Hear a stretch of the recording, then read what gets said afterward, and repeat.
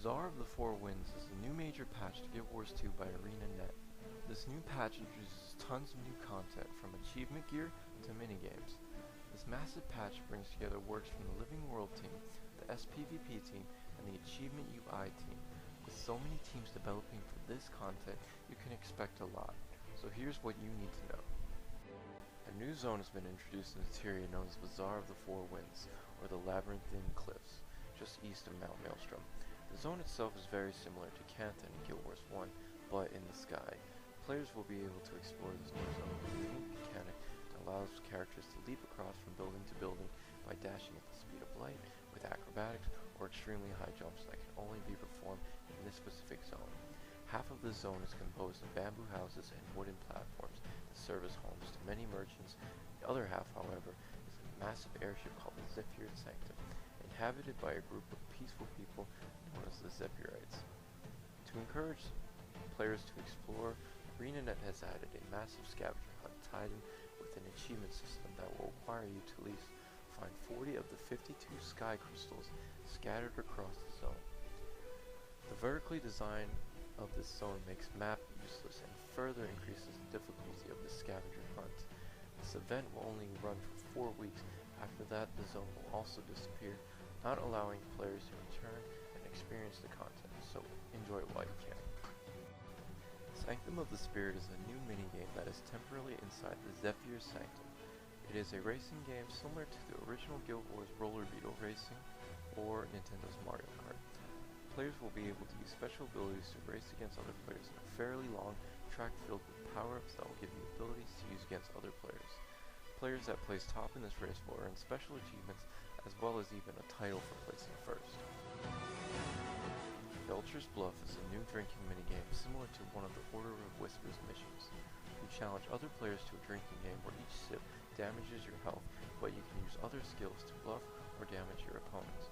There are 5 Masters of found in the home instance of each of the 5 racial cities. Defeat them in a match and you earn their moves. Defeat all 5 and you head up against I don't even know how to pronounce that, the Grandmaster of and earn a limited time achievement. Skyhammer is a new SPVP map that is a 3-point capture map, much like the Battle of Kylo, but with several different twists. In the middle of the map there is an surrogate that will lead you to a powerful super weapon called the Skyhammer. This massive cannon can be controlled by players to rain down destruction from below. This is a 6-second recharge targetable AoE attack that can deal for 10k damage and knock down opponents. This weapon can quickly turn the tide of any match. Skyhammer also introduces a glass flooring system that shatters after a few seconds after player contact. This makes for some interesting strategic play, as well as a well-timed knockback or pull can send your opponents down to their deaths. So professions with any pulls or knockbacks will have an advantage on this new map. 2/3 of the objective will be located on the very edge of the map with glass flooring, so tread lightly. Limited helm and back pieces have been introduced into the game that players can purchase with fortune scraps. Fortune scraps can be looted from kite fortunes you can find from kite baskets in open world zones or from the gem store. Helm skins will cost you about 250 scraps, while back skins will cost you about 150. However, players have a chance to loot a golden scrap, which can be used to purchase any skin but just one. You can purchase these skins from a fortune scrap vendor. Quartz is a new material you can now mine from the new zone or gather from kite baskets, Spirits of Sanctum chests, and many other methods. If you have 25 of these quartz crystals, you can go to a place of power and turn them into a charged quartz crystals. This charged version is used to craft items that is a new celestial recipe. The new recipe, you can craft armor and weapons with a bonus of plus all stats, much like the Ascended gear. The new recipe can be obtained from kite baskets, or more reliably, Zephyr's supply sanctum boxes.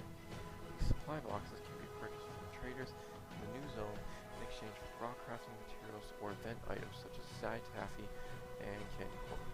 Each supply box has a 100% chance to yield a celestial recipe and give you bonus quartz. Unfortunately, it seems though you can only make 1 charged quartz per day per account. This would take about 5 days to charge a single celestial insignia and will require 5 charged quartz crystals. finally, we have a UI change and 25 new achievements.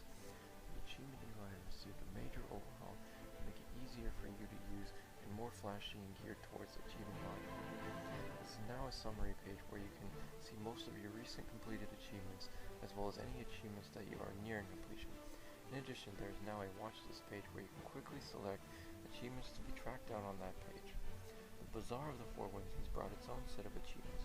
Some of them are related to the scavenger hunt, exploration, sanctum sprint, and mention. There are also many achievements that require you to hunt down kites, and existing jumping puzzles, dungeons, and fractals, not unlike the caches for the Sky Pirates. With this concludes everything you need to know about the Bazaar of the Four Winds. Enjoy.